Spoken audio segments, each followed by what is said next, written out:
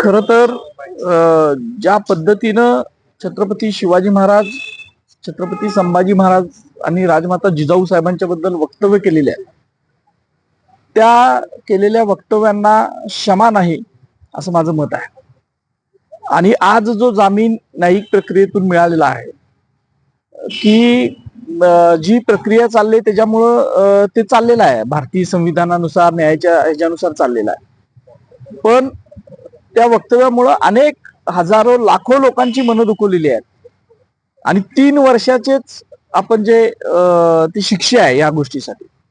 तर माझी आपल्या माध्यमातनं राज्यकर्त्यांना विनंती आहे की शिवाजी महाराज, संभाजी महाराज, राजमाता जिजाऊ साहेब आणि सर्व महामानव यांच्याबद्दल असं आक्षेपार्ह नीच वक्तव्य करणाऱ्या कुठल्याही व्यक्तीला ही जास्तीत जास्त शिक्षा दिली गेली पाहिजे आणि याच्यासाठी कायद्यामध्ये तरतुदी वाढवल्या पाहिजेत.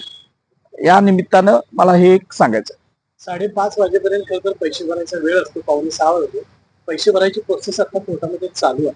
याच्याकडे कशा पद्धतीने नाही, ते आता कोर्टाच्या प्रोसेस प्रमाणे ते बघतील सगळा विषय काय चाललाय तो, आणि जे योग्य पद्धतीनं आहे त्या पद्धतीनं ते व्हावं. ज्या अटी शर्ती न्यायालयानं घातलेल्या आहेत त्या अटी शर्ती च पालन कसं होईल यावर सुद्धा आमचं लक्ष असणार आहे. आणि पुढे जाऊन माझ्या काही अजून प्रश्नांची उत्तरं मिळालेली नाहीत.